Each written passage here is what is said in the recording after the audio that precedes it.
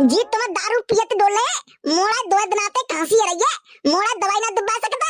एक काम करे, जा दारू की बोतल में ते 2 ढक्कन दे दे जा मोड़ा, जाकी खांसी बिल्कुल चली जावेगी।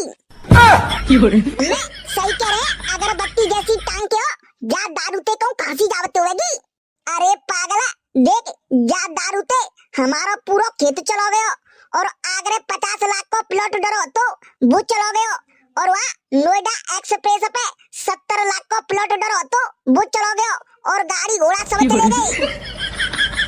और तो शादी के पहले मेरी 5 गर्लफ्रेंड थी, बेव छोड़ के चली गई, और तू जो कह रही है कि मोड़ा की खांसी नहीं जावेगी है।